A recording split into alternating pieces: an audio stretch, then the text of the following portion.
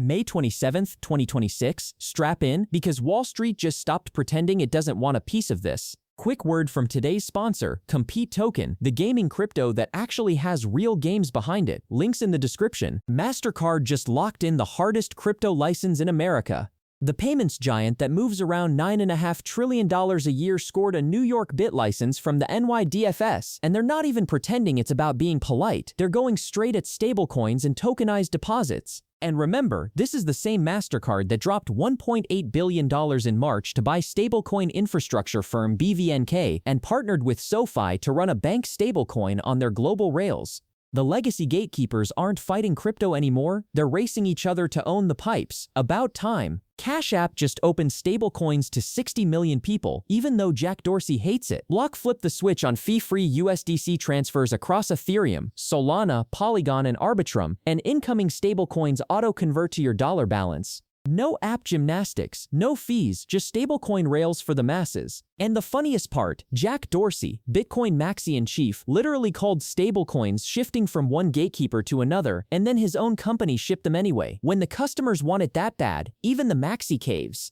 The product team won that internal meeting, and I'd love to see the Slack thread. SoFi just became the first US bank to drop a stablecoin inside its app. SoFi USD is now live on Ethereum and Solana for roughly 15 million members, redeemable one for dollars, with FDIC insurable tokenized deposits on the roadmap. A federally chartered bank shipping a stablecoin to consumers in the same app they use for their checking account, that was unthinkable 2 years ago. Now it's a Wednesday afternoon press release. The Genius Act unlocked this, and SoFi just sprinted through the door before any of the megabanks even put their shoes on. Bitcoin lost 75,000 while stocks printed new all-time highs. A US-Iran peace memorandum sent equities ripping and oil crashing to one-month lows, and Bitcoin's response was to slide right past everyone like it didn't get the memo. Traders are eyeing 72,000 next, with a potential death cross on the 21 and 50-day moving averages on the daily. Look, Bitcoin's been decoupling from stocks for weeks. Sometimes that's a problem, sometimes that's a feature. Today it's just choppy.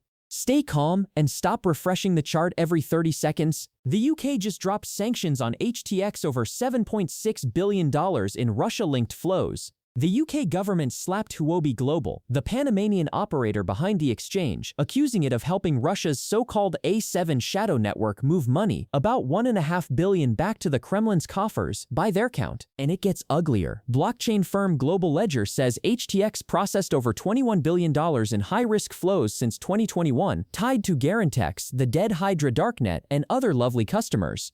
HTX is denying everything and pointing at corporate structure technicalities, which is exactly the kind of response that doesn't make anyone less suspicious. Self-regulate or get regulated, pick one. Bitcoin just absorbed a $1.3 billion BlackRock block sale like nothing happened. Some mystery whale dumped that much IBIT in a single trade, and Bloomberg's Eric Balchunas said the market absorbed it well. The ETF barely flinched. 6 years ago, a $1 billion sell from a single holder would have nuked the chart. Now, it's a Tuesday. The plumbing got built, the buyers are real, and the depth is finally there. That's what institutional adoption actually looks like when no one's making a big deal out of it. Ethereum bears are stacking $2 billion in shorts right before a possible squeeze. ETH is sinking near 2,000. Spot Ether ETFs have bled almost 500 million across an 11-day outflow streak, and Polymarket has dump odds at 63%. But here's the spicy part. There's over 2.1 billion in short liquidity parked above 2150, and BitMine just scooped another 230 million in ETH, pushing their stash past 11 billion. Bears piling in at the local low with whales accumulating underneath them?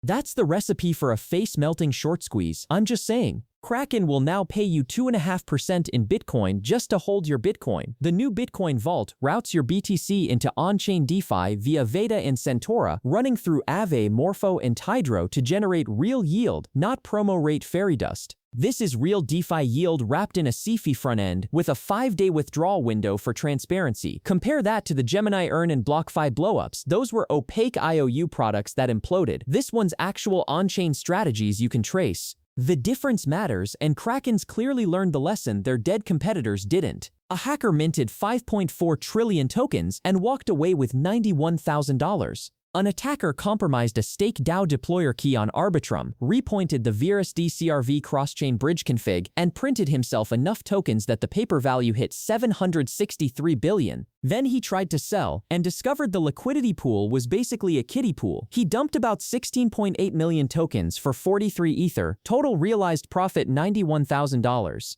The lesson here is simple. A single privileged key with no multisig and no time delay is still the soft underbelly of DeFi in 2026. Protocols, please, stop leaving your keys under the doormat. An Elon Tesla-SpaceX merger would instantly crown Musk a top 5 corporate Bitcoin whale. CoinDesk's math says if the two companies combined balance sheets, the merged entity would jump straight into the top 5 publicly tracked corporate BTC treasuries. It's still a thought experiment, no merger announced, no filing, nothing. But it's a fun reminder that one Elon brain flash on a Sunday night could reshape the corporate treasury leaderboard. Imagine being a strategy shareholder watching that headline drop. Just imagine. Quick reminder, today's show is brought to you by Compete Token. Real gaming, real crypto, link in the description. That's the tape for May 27th. Wall Street's all in, the bears are loading up, and Bitcoin's just sitting there waiting to do something dramatic. See you tomorrow.